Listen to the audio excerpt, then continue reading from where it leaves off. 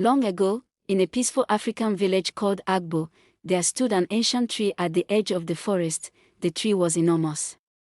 Its branches stretched high above the other trees, and its roots covered the ground like giant snakes. Nobody knew how old it was, but the elders said it had been there long before the first houses were built. There was only one rule concerning the tree: nobody was allowed to touch it. The villagers believed that anyone who touched its trunk would awaken a terrible spirit that had been sleeping beneath the earth for generations. For many years, everyone obeyed the rule, until Amara came along. Amara was a beautiful and fearless young woman who had recently returned to Agbo Village after spending several years in the city. She did not believe in the old stories told by the elders. To her, the forbidden tree was simply an old tree surrounded by frightening legends. One evening, as Amara walked home from the farm, a strange wind suddenly passed through the forest. The sky became dark, birds stopped singing, even the insects became silent. Then Amara heard something unusual. It sounded like a woman crying deep inside the forest. Curious, Amara followed the sound. The crying led her straight to the forbidden tree. She stood before the enormous trunk and noticed something she had never seen before. A small golden mark was glowing on the bark. Amara stepped closer. The mark appeared to be shaped like a hand.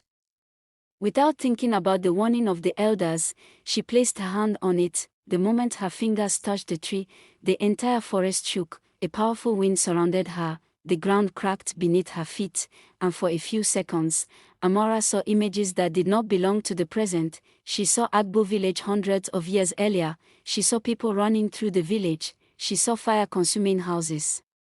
And she saw a young woman standing beneath the same tree, holding a small baby. Then everything disappeared. Amara fell to the ground. Amara fell to the ground. When she opened her eyes, it was already midnight. She hurried back to the village, hoping nobody had seen her. But the next morning, something strange happened. The river that supplied water to Agbo Village suddenly turned black. Animals began disappearing from the farms. Children became sick. And every night, the villagers heard footsteps walking around their houses. Fear spread throughout the village.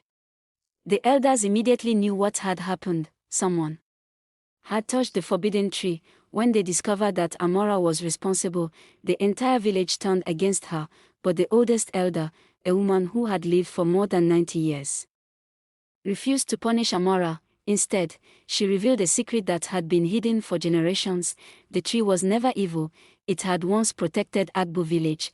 Many years ago, a powerful sorcerer had attempted to destroy the village because the villagers refused to obey him. A young woman named Adana had sacrificed herself to protect her people. Her spirit became connected to the ancient tree. Before she died, she placed a curse on the sorcerer, but the curse came with a warning: if the villagers ever forgot the sacrifice that saved them, the darkness would return. Over the years, the villagers forgot the truth. They remembered only the warning and became afraid of the tree. Amara's touch had not awakened an evil spirit. It had awakened the memory of Adana, but something else had awakened too: the sorcerer's spirit. That night, the entire village was covered by a strange darkness. The moon disappeared, the wind became violent, and a shadow moved through the forest toward the village. Amara realized that she was somehow connected to the ancient tree. She returned to the forest alone. With every step she took toward the tree, she heard the cries of the people who had lived in Agbo generations before her. When she reached the tree, the golden mark appeared again. This time, Amara placed both hands against the trunk. Suddenly, the tree began to glow. A powerful light spread through the forest. The spirit of Adana appeared before Amara. She showed Amara the truth about the sorcerer. He had not disappeared. His spirit had remained trapped beneath the village for generations. Waiting for someone to awaken the ancient tree, Amara understood what she had to do. She followed the instructions revealed to her through the tree and walked toward the oldest part of the forest. There, beneath a giant stone, she discovered an ancient wooden box. Inside the box was a small golden necklace belonging to Adana. Amara carried the necklace back to the forbidden tree.